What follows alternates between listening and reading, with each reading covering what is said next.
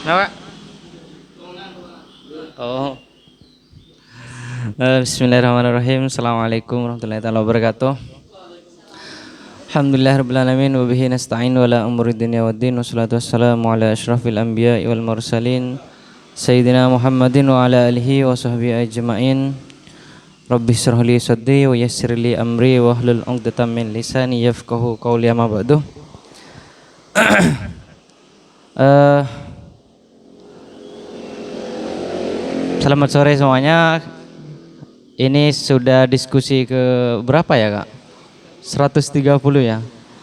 Sudah lumayan banyak di simposium dan alhamdulillah sampai sekarang tetap konsisten dalam upaya menghidupkan pengetahuan khususnya di Kabupaten Pamekasan. Dari banyak tema, tapi bulan ini kita ngambil tema tentang pemikiran Islam.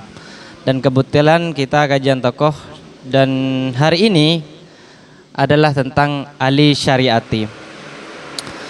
Ali Syariati kalau dalam tulisannya ada yang pakai SYA, ada yang pakai SHA. Kalau di media internasional banyak yang pakai SHA ya. Betul ya? Tapi ada juga di Indonesia yang menulis dengan SYA, Syah. Nah, tema yang kita angkat tentang Islam revolusioner. Islam, pertama kita kerucutkan dulu karena Ali Syariati ini merupakan tokoh pembaharu Islam dari kalangan Syiah. Jadi kita perlu kerucutkan kembali makna Islam dalam terminologinya Ali Syariati. Islam yang saya pahami itu adalah secara umum agama yang dibawa oleh Rasul yang kurir ya, penyampainya itu malaikat Jibril yang disampaikan oleh Jibril kepada kita semua. Itu Islam yang kita pahami. Baik semua kalangan, syarat untuk menjadi Islam itu pertama itu adalah syahadat.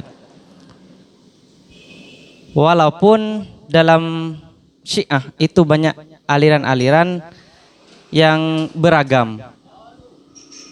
Nah, secara umum itu sama, yaitu tentang la ilaha illallahnya Muhammad Rasul itu sama. Maka itu disebut Islam secara garis besarnya. Nah, yang kedua tentang revolusionernya. Revolusioner dalam terminologi syariati itu harus dipadukan dengan variabel sebelumnya. Artinya nilai revolusi yang dibangun oleh Ali Syariati tidak boleh terlepas juga dari dasar Islam. Tetapi Islam yang dimaksud hampir tidak sama dengan Islam yang saya pelajari sejak kecil. Kenapa? Karena dalam banyak karyanya Syariati itu hampir tidak menyentuh Khulafa ar-Rasyidin yang lain, melainkan acuannya kepada Ali.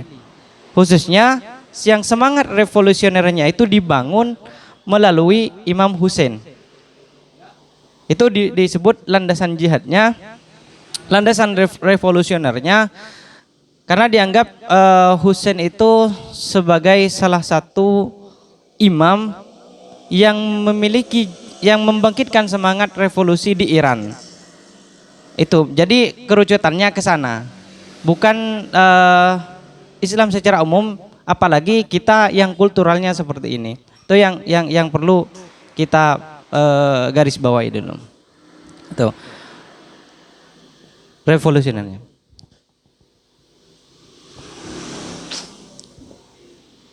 Kenapa tidak menyebut ketiga sahabat yang lain yang kalau kita sendiri dari dulu hampir semua sahabat itu kita muliakan. Tapi dalam beberapa karyanya Syariati malah menjadikan kepemimpinan Utsman sebelum Ali itu sebagai kepemimpinan yang dianggap bertentangan atau yang pemimpin yang tidak perlu ditiru.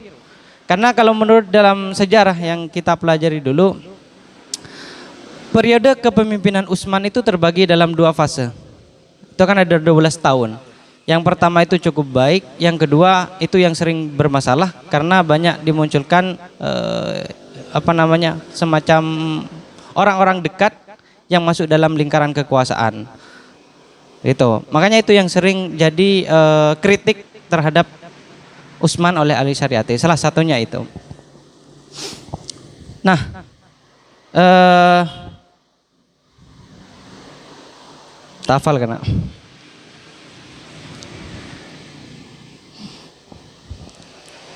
Ali Syariati ini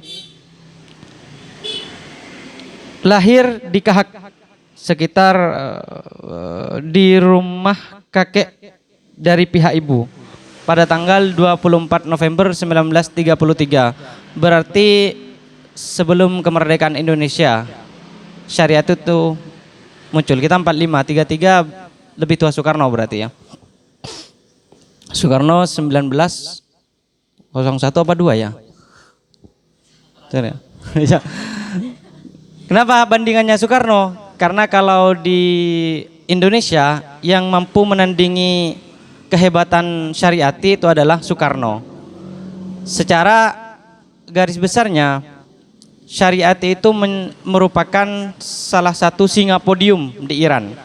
Di Indonesia, singa podium pada waktu itu yang paling hebat sampai hari ini rasanya masih dipegang oleh Soekarno, rekornya. Jadi kalau dibandingin mungkin setaranya dengan itu. Selain dia gagasan ideologinya bagus,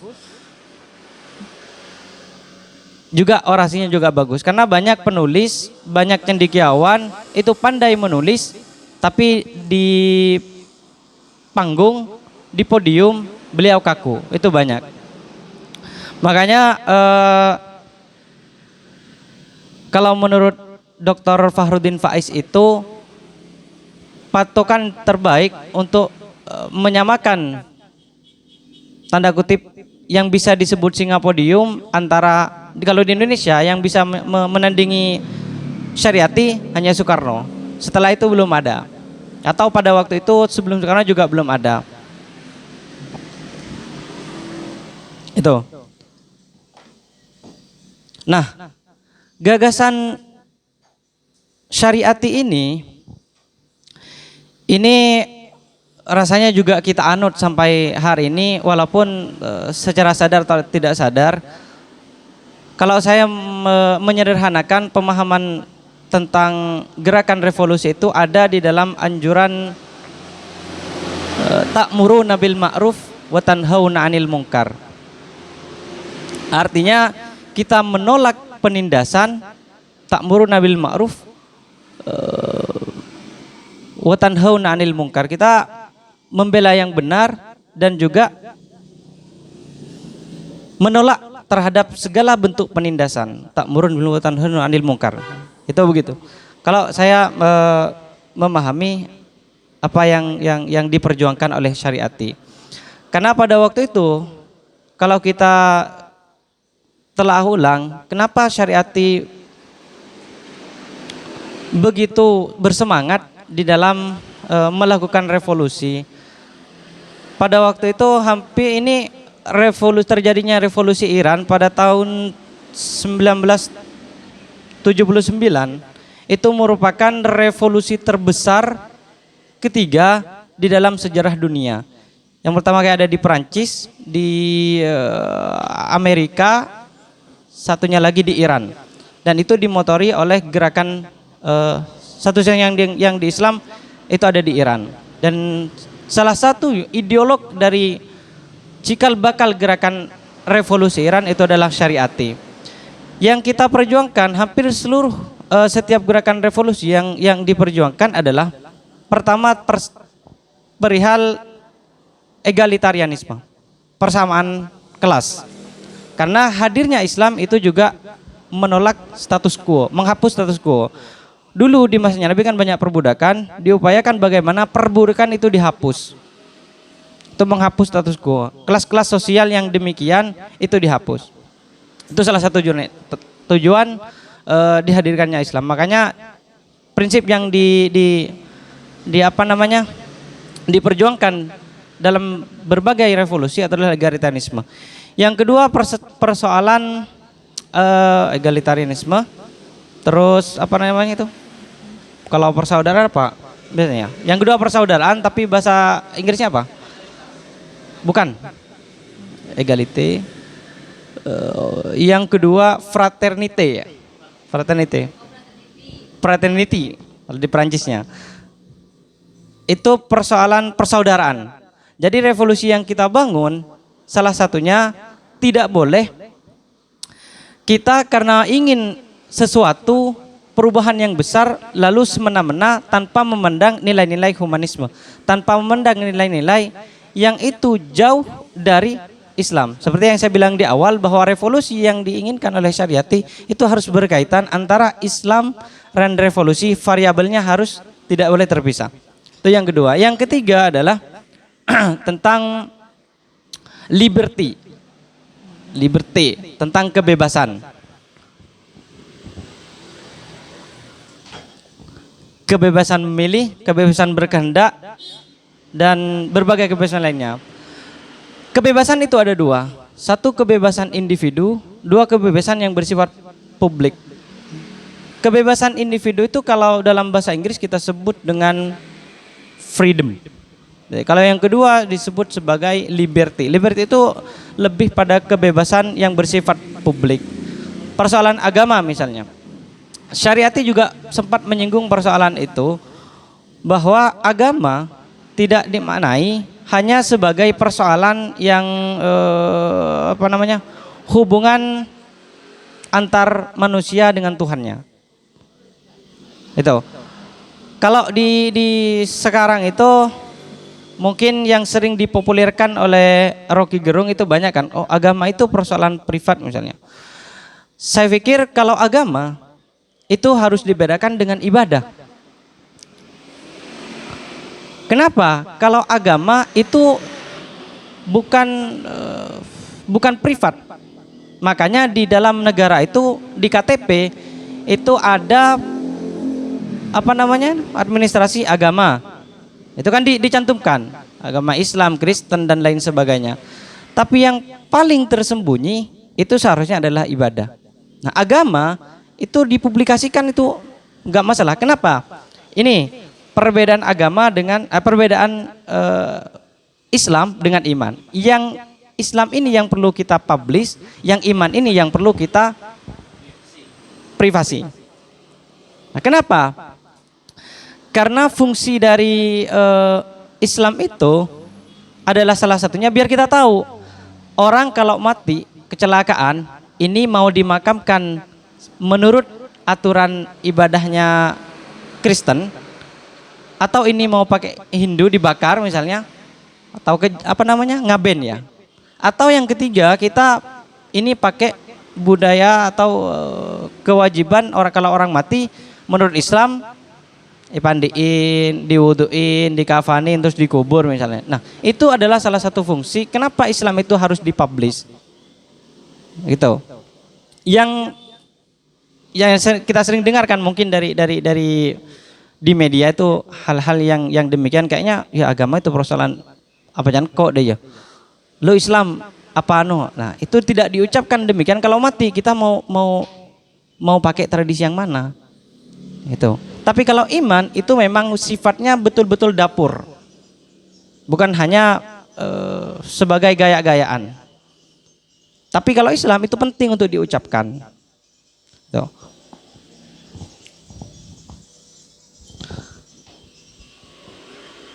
Random ya. Kata Kak Faki kita diskusi bebas mungkin karena saya kurang persiapan juga 2 hari kemarin ya di Indah ya. Mohon maaf. Mungkin kita jalannya diskusi saja. Lebih diperlebar di dialog nanti. Itu sekedar pengantar saja dari saya. Saya persilahkan kepada teman-teman yang lain untuk bicara dulu. Sekian.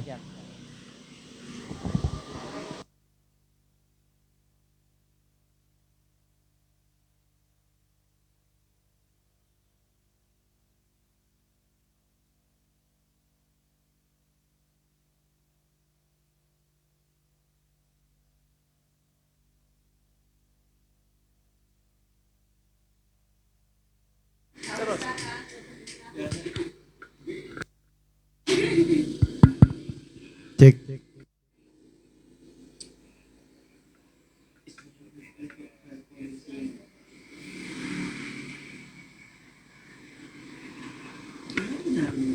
Ali Syariati.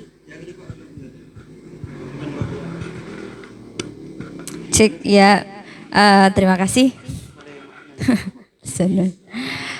Pertanyaan saya sebenarnya begini. Tadi kan sempat dijelaskan tentang segelintir pemikiran dari Ali Syariati itu sendiri. Cuman pertanyaan pertama saya adalah siapa sebenarnya Ali Syariati ini gitu.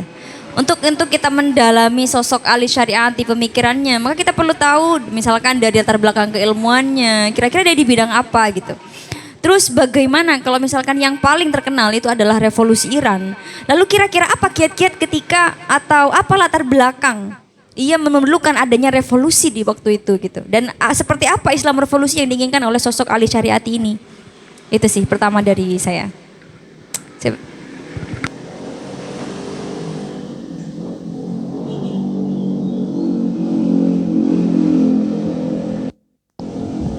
Oke.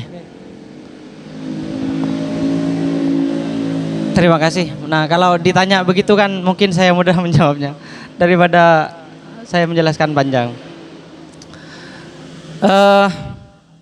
Pertama, Ali Syariati itu adalah seorang sosiolog agama. Beliau anak dari seorang ulama yang bernama Muhammad Taqi Syariati. Kakeknya juga punya keturunan ulama dan hampir keturunan atau apa ya, kakek buyutnya Ali Syariati itu adalah seorang ulama. Nah, beliau lahir di Iran itu tanggal 24 November 1933. Beliau itu hidup di dalam lingkungan keluarga yang itu kalau di sini mungkin beliau itu dipanggil Gus atau Lora, gitu kan? Karena bapaknya juga ada seorang kiai, seorang pemikir, seorang pembicara, seorang dosen, seorang guru, pokoknya seluruh lingkungan syariati. Sejak kecil beliau hidup itu dalam tradisi keilmuan, khususnya tradisi Islam yang kental. Tuh, Ali Syariati. Ali Syariati memiliki kecenderungan, kalau saya membaca biografinya, saya langsung imajinasi saya ketika kecil Syariati itu seperti Gi. Gi itu pendiam, suka baca buku, suka menyendiri. Syariati pun demikian. Sejak kecil beliau suka diam, tapi suka membaca. Waktu yang sering dihabiskan oleh Syariati itu lebih banyak bersama ayahnya. Ketika dia sudah bisa membaca, sudah bisa menulis, lalu dialog setiap hari yang menjadi guru terbaik bagi Syariati itu adalah ayahnya, yaitu Muhammad Taqi Syariati. Dia ditemani proses pikirannya itu memang banyak ditemani oleh ayahnya. Karena ayahnya seorang ulama juga, seorang khatib yang sering ceramah di banyak forum. Sehingga tercipta atau terbentuk pikiran kritis Syariati, wawasannya cukup luas daripada teman sebayanya. Bahkan dalam catatannya itu dicatat Syariati itu adalah siswa yang dia itu 100 kali lebih hebat daripada teman sejawatnya. Itu begitu. Nah, Syariati itu juga penganut Syiah. Tapi Syiah revolusioner yang itu menurut Syariati itu yang harus dihidupkan, yang sebenarnya sudah diperjuangkan oleh ayahnya. Syariati melanjutkan perjuangan ayahnya. Cuman lebih hebat Syariati dalam persoalan itu. Makanya yang mampu mewujudkan dan yang disebut sebagai ideolog atau cikal bakal revolusi Iran itu Syariati, bukan ayahnya yang ditulis dalam sayanya. Itu. Yang kedua, terkait dengan kenapa ada revolusi. Karena pada waktu itu kepemimpinan yang dipimpin oleh Syekh Reza Pahlavi itu bersifat otoritarianisme. Satu, otoriter. Yang kedua adalah dia Iran sebagai agama yang banyak dipengaruhi oleh satu agama yaitu Islam, itu banyak dipengaruhi. Segala banyak kebijakan itu sering, biasanya kan kalau penguasa didampingi ulama, tetapi ulama yang ada di sekitaran Syekh Reza Pahlavi itu dinilai oleh Syariati itu tidak revolusioner. Mereka ulama tapi mengabdi kepada kekuasaan. Jadi perkembangan Iran itu tidak lebih maju daripada, tidak akan maju kalau itu terus dimonopoli oleh ulama yang tidak revolusioner. Makanya dalam catatan ini tadi saya baca sempat kemajuan Iran sebelum revolusi dan setelah revolusi itu jauh lebih baik setelah revolusi atau pasca revolusi. Karena kepemimpinan Syekh Reza Pahlavi itu kepemimpinan monarki. Dan itu berhasil ditumbangkan melalui gagasan dari siapa tadi? Syariati. Itu banyak pemuda Syariati itu provokator. Makanya setiap dia ngajar itu pesertanya banyak kan. Setiap beliau ngajar itu pesertanya banyak dan hampir setiap dia mau maju, ini di forum ini sudah bagus. Nah, banyak lembaga-lembaga itu ditutup oleh pemerintah karena dianggap itu sebagai tantangan yang bisa merusak keamanan dan ketertiban negara. Nah, negara itu kan paling takut kalau ada orang kritis dan paling suka kalau ada orang baik beragama atau enggak yang itu sukanya manut. Nah, Syariati menolak persoalan itu. Agama itu tidak dinilai hanya persoalan hubungan yang transendental, tapi juga harus menyentuh persoalan sosial, termasuk perubahan-perubahan yang revolusioner. Jadi agama tidak dimaknai sebagai kita ibadah abojeng benareh, bukan hanya begitu. Kalau kita lihat orang miskin misalnya ilu sabar, bukan hanya itu, tapi bagaimana menghapus kemiskinan itu. Nah, itu gagasan yang dimunculkan oleh Ali Syariati. Jadi gimana kita Islam itu tidak akan maju kalau semuanya miskin. Makanya ada istilah kemiskinan itu membawa kekufuran misalnya. Itu begitu. Lagi ditanyakan saja.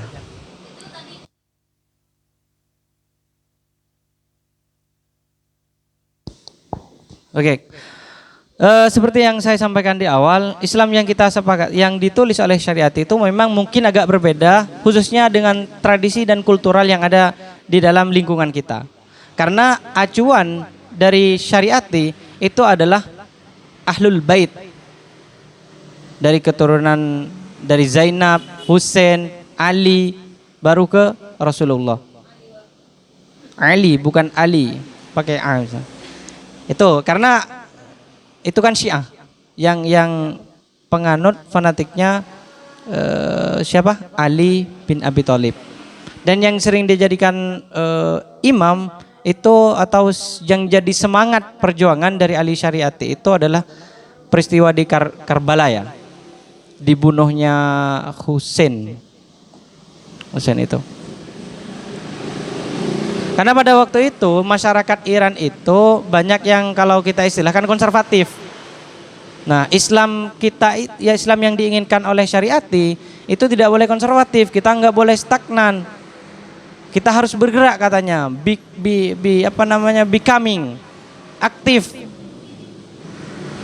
Tapi juga tidak fundamentalis yang sifatnya reaksioner, tidak fundamentalis tapi revolusioner. Begitu. Jadi kalau kita ingat ke Syariati berarti Islam yang kita inginkan bukan hanya Islam hari ini yang kita hanya menikmati kehangatan, kemesraan bersama Tuhan dalam ruang yang sempit. Jadi agama harus masuk ke dalam segala hal sebagai semangat, sebagai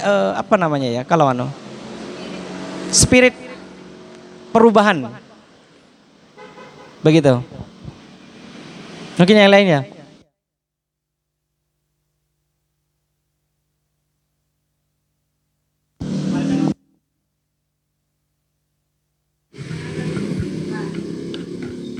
Dalam pemikiran Ali Syariati yang menjadi kritik terbesar dalam kalangan umat muslim itu adalah ulamanya.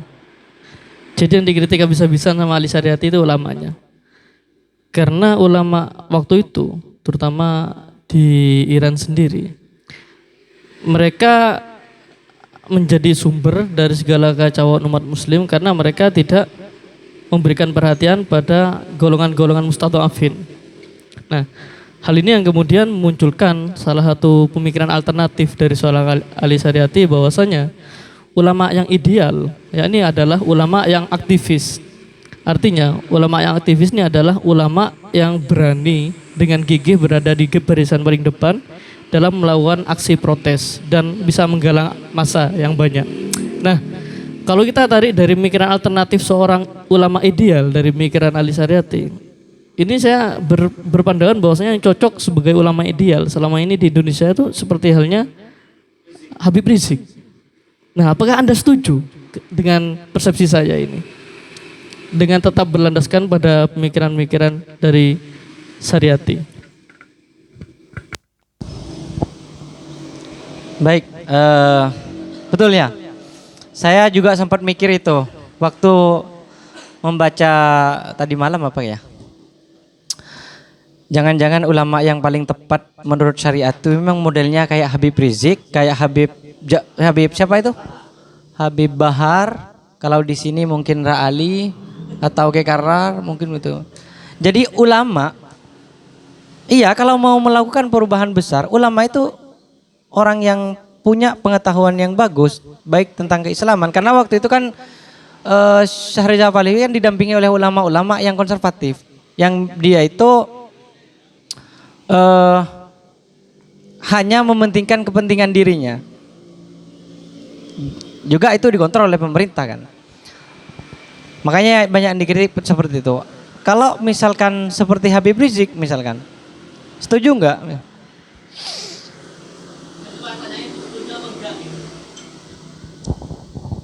Saya mau cari celah dulu. Tidak mau bilang iya atau tidak.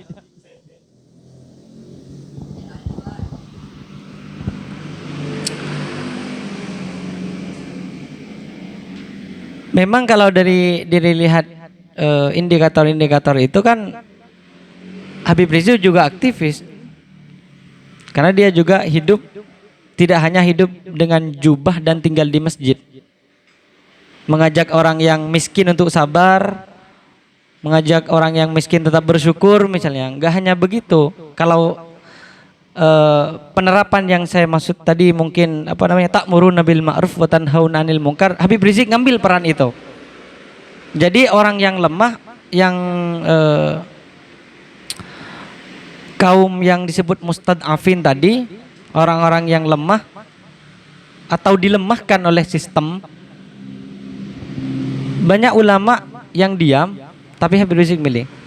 Cuman begini, kalau saya bilang iya, apakah Habib Rizik masuk dalam kategori ulama ideal seperti indikator yang disampaikan oleh Syariati? Itu. Yang kedua, saya pikir selama ini gerakan Habib Rizik justru tidak ke arah ke sana. Tidak mengarah ke sana.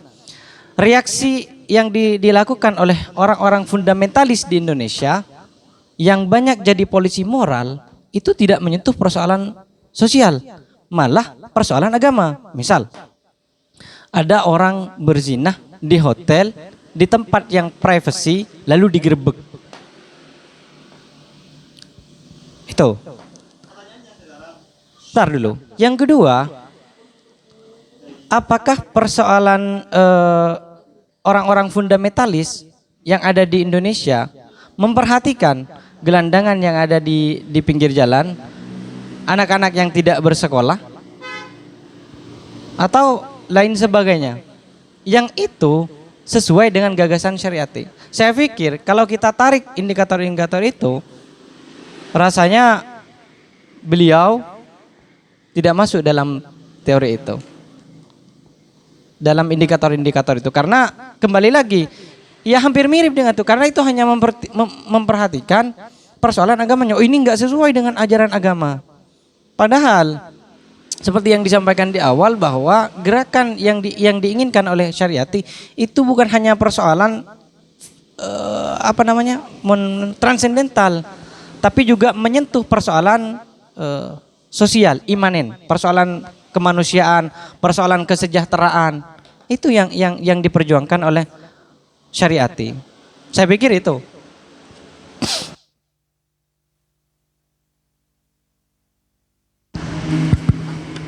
Cek. Ya, pertanyaannya sekarang tadi kan oleh pemantik, apa-apa yang sudah dikerjakan oleh seorang Habib Rizik gitu, itu bukan persoalan sosial gitu kan, tapi persoalan agama. Kita harus bedakan mana persoalan agama dan persoalan sosial gitu kan. Nah, yang saya tanyakan sekarang, agama itu menyentuh sosial atau tidak gitu. Karena gini, tauhid menurut ahli syariati merupakan kesatuan antara Tuhan, alam semesta, ketidakadilan dan sosial sebagainya gitu kan. Itu tauhid gitu kan. Nah, persoalan ketika yang terjadi atau yang sudah diperbuat oleh Habib Rizik juga menyentuh terhadap sosial yang itu berkaitan dengan agama gitu. Nah, yang disampaikan oleh pemantik tadi, agama itu menyentuh sosial atau sosial yang menyentuh agama gitu. Itu Kak.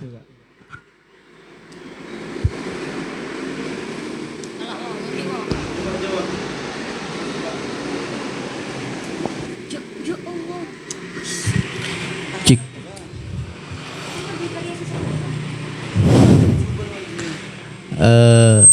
Cuma sayang Ali gak hadir ya.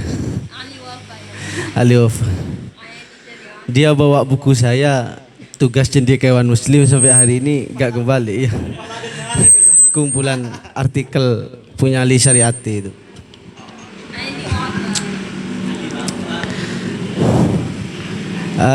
Memahami Ali Syariati itu dari sisi sosial tadi ya juga, dan sampai membawa komparasikan Jelin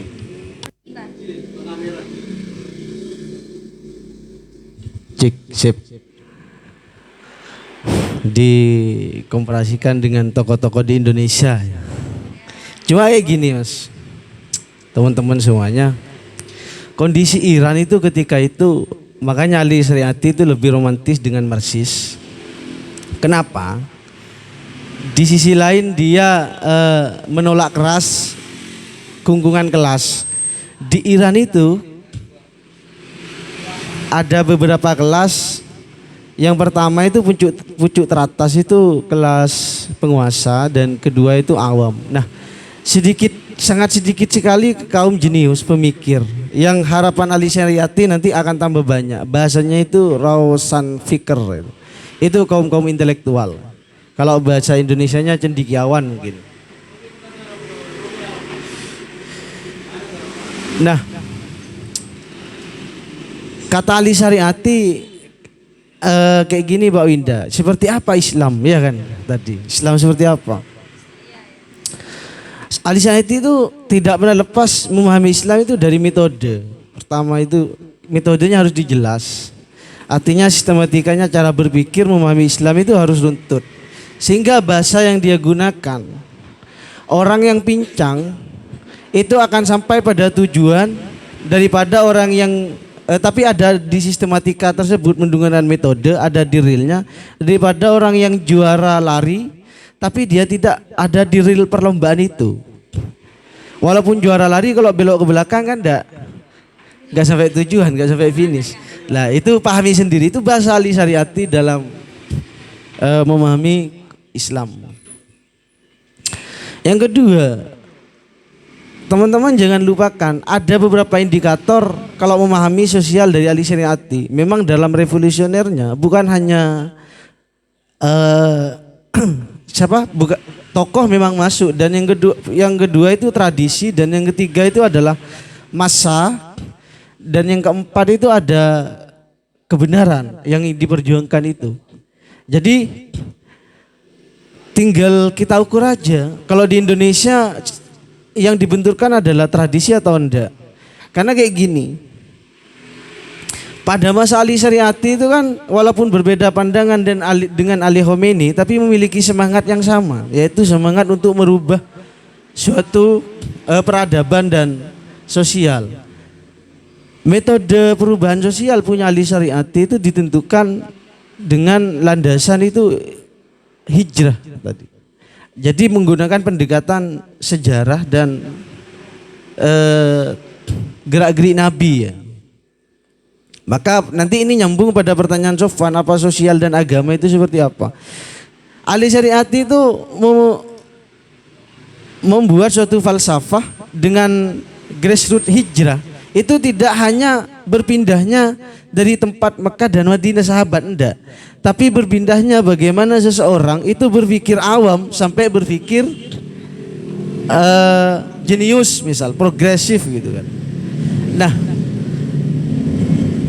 dan itu dimasukkan pada metode sosialnya. Jadi ada perubahan-perubahan intinya. Nah, untuk menentukan apakah ada seorang tokoh di Indonesia yang revolusioner atau enggak kayak gitu. Memang perubahan sosial ditentukan 4 tadi. Mas, ada salah satunya ya tokoh, tradisi, masa dan itu. Itu konsep Ali Syariati yang menggunakan landasan Islam.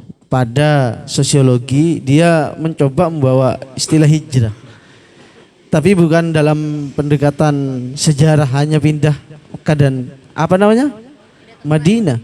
Karena agama, kata Ali Syariati, lebih-lebih Islam itu tidak monodimensi, tidak satu dimensi. Dia menganalogikan ibarat Al-Quran. Al-Quran saja itu kan tidak satu dimensi, tapi dari berbagai dimensi. Itu yang harus juga dipandang secara universal, secara keseluruhan, kolektif, biar nanti kena. Nah,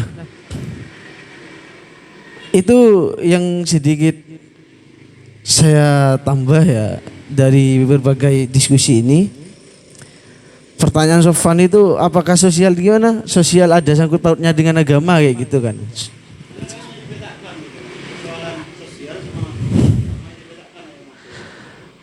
Tentu Ali Syariati itu kan membuat sosiologi agama kan, dengan memasukkan konsep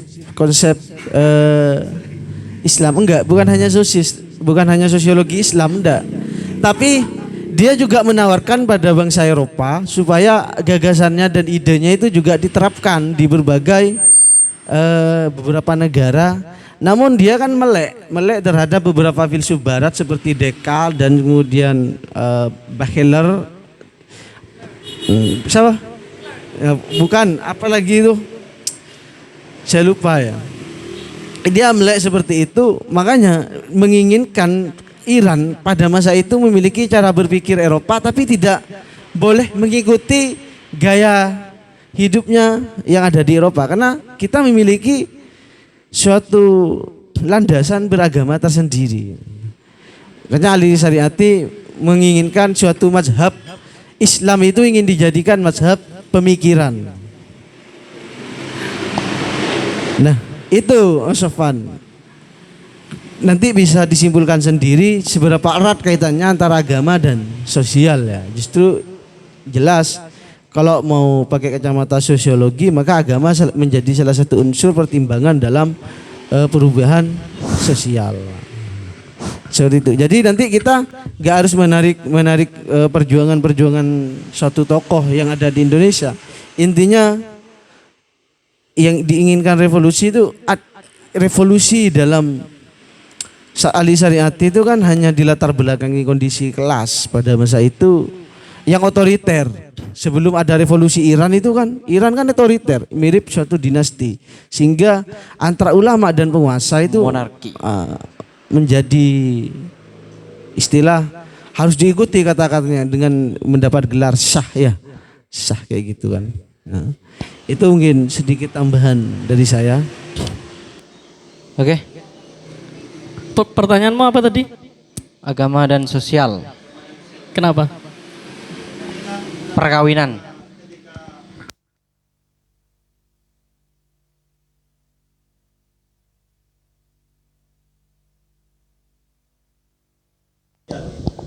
Mungkin itu saya dulu, Kak.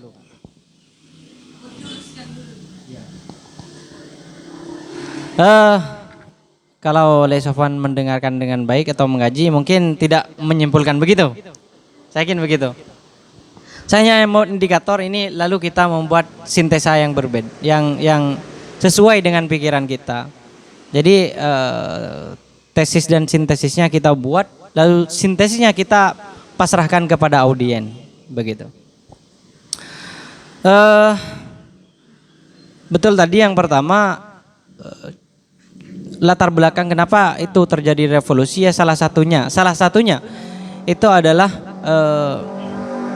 otoritarianisme. Yang kedua persoalan ulama seperti yang disampaikan Kak Fakih tadi. Yang ketiga bahwa syariat itu menolak westernisasi. Itu ya, menolak westernisasi. Artinya kita nggak boleh kehilangan identitas kita sebagai Muslim, sebagai Iran menurut syariati, atau sebagai manusia yang utuh yang memiliki kebudayaan tersendiri, memiliki ciri khas tersendiri, tetapi tetap harus revolusioner. Begitu. Yang kedua, apakah agama sosial atau sosial agama itu tidak dipisahkan oleh syariati. Artinya begini, kalau kita kembali pada tauhid tadi, wahada yuwahidu tauhidannya, penyatuan terhadap Tuhan, tauhid kan. Kita tidak hanya mengesahkan Tuhan sebagai simbol, atau tidak hanya meyakini Tuhan, tauhid satu Tuhan. Oke, kita percaya satu Tuhan, tapi ketundukan kita masih tunduk kepada manusia. Berarti kita keluar dari standar revolusi yang saya ucapkan tadi. Kita enggak liberty, kita enggak freedom. Itu kan kebebasan yang diajurkan tadi. Nah, makanya di tauhid dalam terminologinya syariati, kita tauhid percaya kepada Tuhan juga berarti kita takwa kepada Tuhan. Artinya terhadap penindasan, terhadap penjajahan kita menolak. Gitu. Termasuk ketika ada orang yang mau menghapus identitas kita, itu ditolak. Makanya kita boleh revolusi, kita boleh maju, tetapi kita nggak perlu menjadi orang Eropa untuk untuk terlihat keren, untuk terlihat maju.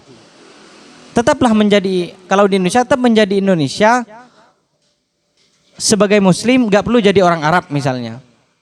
Ya kita kalau sholat tetap bisa pakai jeans, kita sholat tetap bisa pakai batik. Nggak harus pakai jubah, misalnya begitu. Tapi pakai jubah nggak apa-apa, nggak masalah. Itu begitu. Artinya agama dan sosiologi yang disampaikan itu tidak boleh terpisah. Makanya muncul sosiologi Islam, sosis, atau sosiologi agama misalnya, sosak. Begitu. Itu kan dua kalau dalam bahasanya Yasraf itu namanya itu istilahnya ya. Aduh, saya lupa itu. Imajinasi, perpaduan dua imajinasi, saya lupa istilahnya apa. Tapi Yasraf pernah nulis tentang itu. Nah, nyambung ke penyakawang tadi, bahwa ulama banyak cendekiawan yang disebut sebagai Roshan Fikr. Itu tidak serta-merta orang pinter, cendekiawan, ilmuwan, itu semuanya masuk dalam kategori-kategori itu. Artinya apa? Roshan Fikr itu adalah ulama yang aktivis. Kalau bahasanya Kafaki, di mana ulama itu tidak hanya mampu mendekonstruksi, tapi juga mampu merekonstruksi. Ulama itu merevolusi untuk upaya merevolusi ulang. Jadi dia tidak hanya tahu teori, tapi juga tahu ada apa di bawah. Begitu. Makanya banyak ulama itu di Pamekasan, banyak juga ulama yang juga nyentuh ke teman-teman geng motor, teman-teman anak-anak muda, dalam rangka apa? Mengetahui ada apa di bawah dan bagaimana pola yang baik di dalam mengatur atau membuat metode yang baik untuk menyampaikan Islam kepada mereka. Mungkin saya pikir begitu.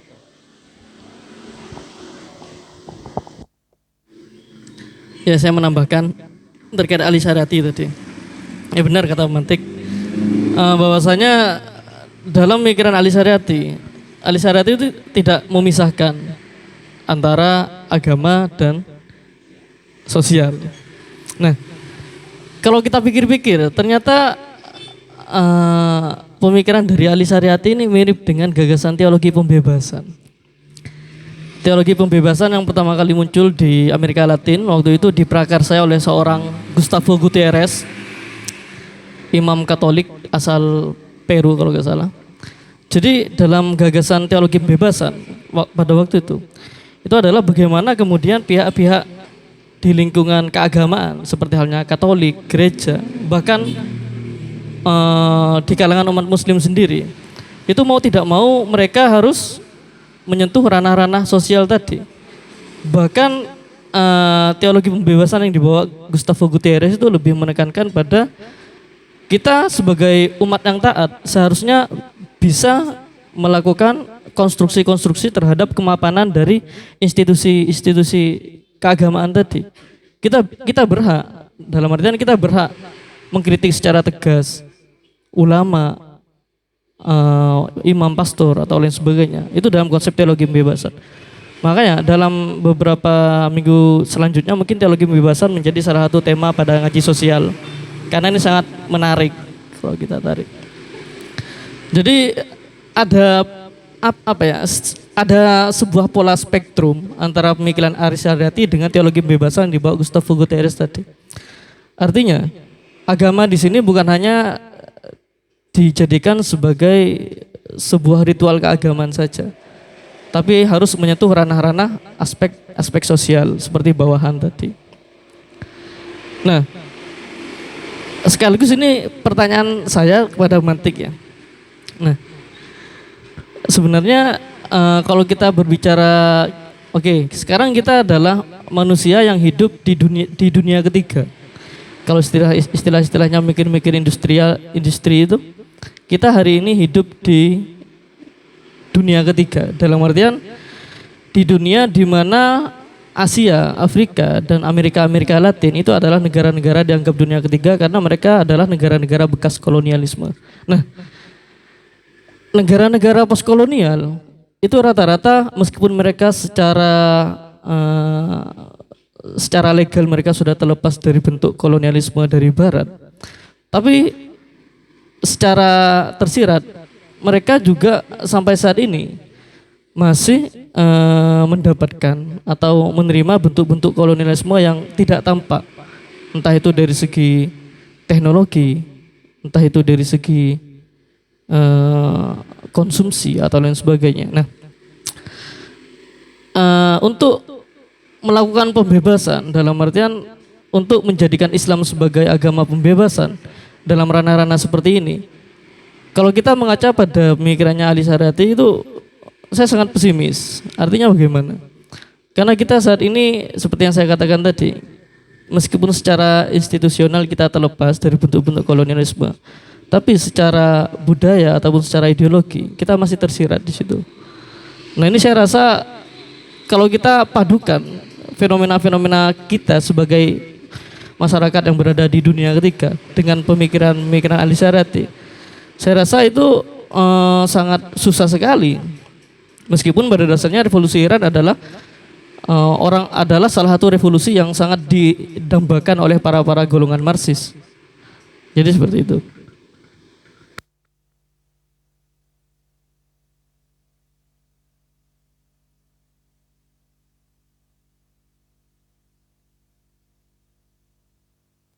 Mungkin yang lain dulu.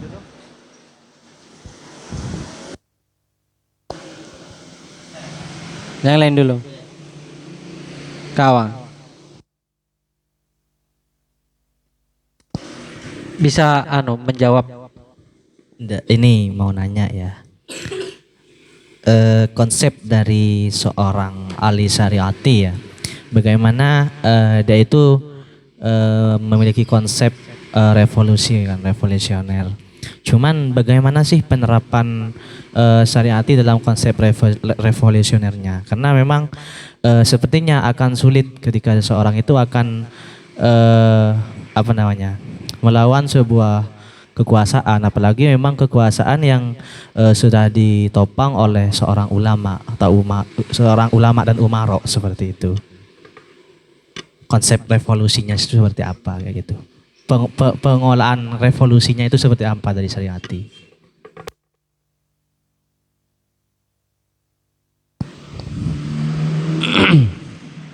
Kau nggak mau jawab, punya Kak Fakih. Cik. Kegelisahan pribadi dituntut dijawab pada kegelisahan umum ini. Rasa pesimistis. Ali Syariati itu mengkritik berat terhadap suatu pola dunia ketiga, di mana dalam pandangan Ali Syariati itu dunia ketiga itu kita terjerumus pada materialisme kan pada masa Ali Syariati itu Iran dalam kondisi pra-industri kan ketika itu. Cuma kayak gini dan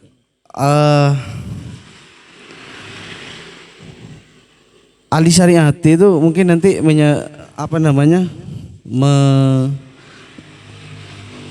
menyangkut tautkan dengan pertanyaannya Mas Akbar. Dalam kondisi seperti kita hari ini, di mana kan ada, anggaplah ada apa tadi yang Anda sebut itu? Bentuk kolonialisme kan ya. Nah, itu kan yang tidak diinginkan oleh Ali Syariati di dalam pemikirannya. Persoalan nanti kepesimisan Anda atau tidak ya. Tapi kayak gini, jawabannya ada di pertanyaan yang kedua, seperti apa revolusioner yang harus diterapkan ya. Ali Syariati itu menawarkan Islam itu dua, sebagai budaya dan sebagai ideologis. Dalam tanda kutip, budaya itu bukan yang kita pahami sesuai dengan kebiasaan kita, tapi budaya itu adalah seperti ilmiah, ilmu-ilmu pengetahuan, dan kita harus memahami itu. Nah, yang kedua itu sebagai ideologis, artinya kita harus memahami betul tentang suatu keagamaan yang dipeluk di dalam setiap individu seseorang. Maka Ali Syariati itu kan menawarkan peradaban itu untuk memandang tiga. Pertama itu pandangan tentang manusia, yang kedua itu tentang sejarah, dan yang ketiga itu tentang peradaban itu sendiri. Nah,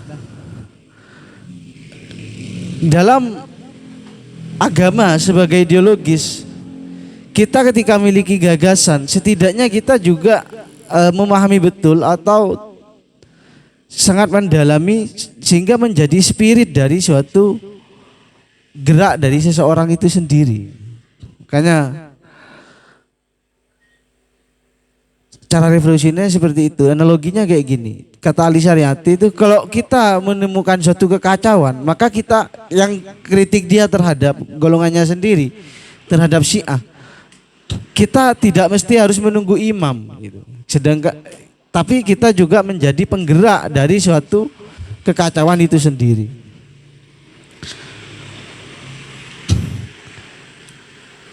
Lah itu. Karena persoalan pesimis yang Anda pesimiskan itu kan perasaan pribadi itu kan. Sebagaimana cita-cita Karl Marx jika ingin diterapkan, mungkin kita akan mengatakan pesimis kayak gitu. Sedangkan kita kan tidak bisa berkutik pada hari ini ya. Gimana kasih mic-nya?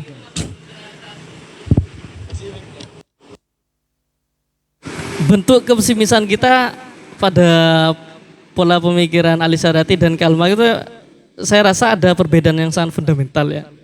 Karena kenapa?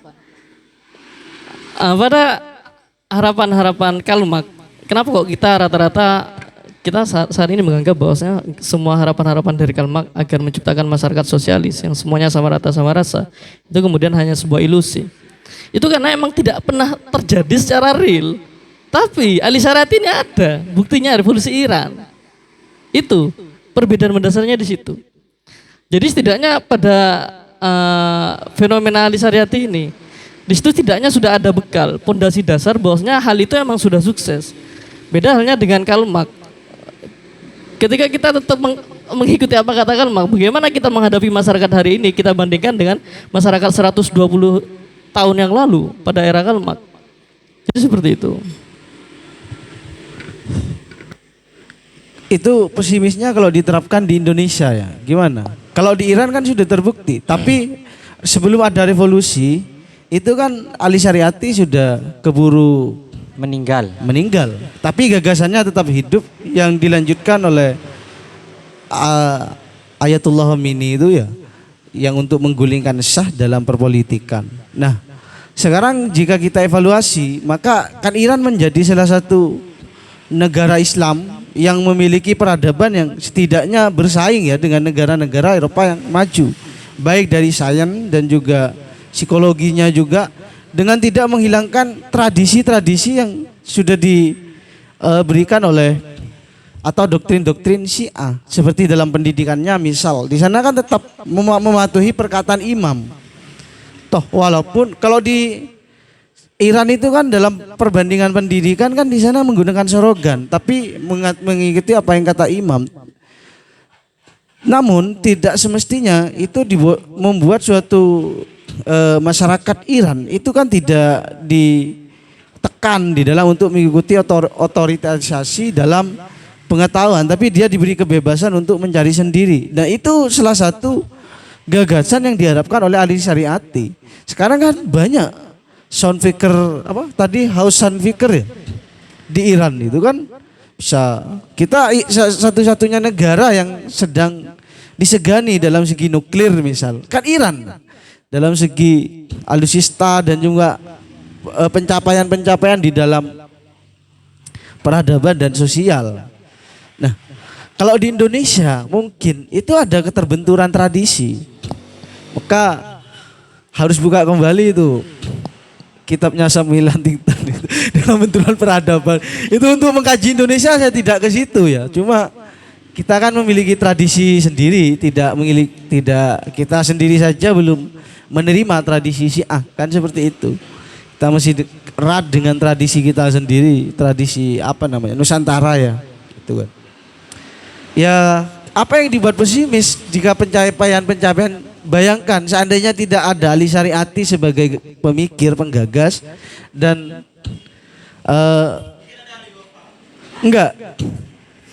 Ali Syariati itu sebelum melakukan pemikiran dia sudah sering terjun pada demonstran-demonstran untuk melakukan perlawanan sampai dia lari ke Paris kan, sehingga pada akhirnya diburu oleh Ke Inggris.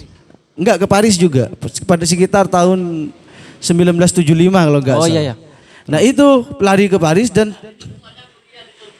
Tempat kuliahnya kan di Paris. ketika melakukan demonstran dia balik lagi ke Paris. Entah apa yang membuat benak dia itu berpikir untuk lari sampai diburu oleh militer Iran. 75 Kak. 75. Nah, sekitar 76 dan 75 sampai diburu 1977 dia sudah ketemu tergeletak di lantai tanpa nyawa ya kan. Cuma gagasannya itu kan tetap hidup sampai hari ini pun kita mengenal istilah Islam revolusioner itu seperti itu. Supaya ada kan. Kayak gitu. Jadi mungkin kepesimisan itu ya bisa Anda saksikan sendiri pada kenyataan umat Islam Iran kayak gitu. Satu-satunya negara Islam yang disegani kan Iran. Di tengah-tengah tidak diterima oleh kan Iran itu di tengah-tengah ada di bangsa Arab kan kayak gitu. Iran itu kan bukan bangsa Arab. Dia itu Persia kan, bangsanya Persia. Tidak masuk pada wilayah UEA Uni Emirat Arab, dia tidak masuk ke situ. Maka Tapi dia menunjukkan taringnya sebagaimana Israel, ya kan ya? Yang juga menunjukkan taringnya. Tuh. Saya pikir begini, mungkin wajar Kawaki pesimis. Saya pikir wajar. Bahkan seluruh gagasan yang disampaikan oleh para orang-orang yang dulu atau para ideolog yang dulu itu juga perlu kita pertanyakan ulang.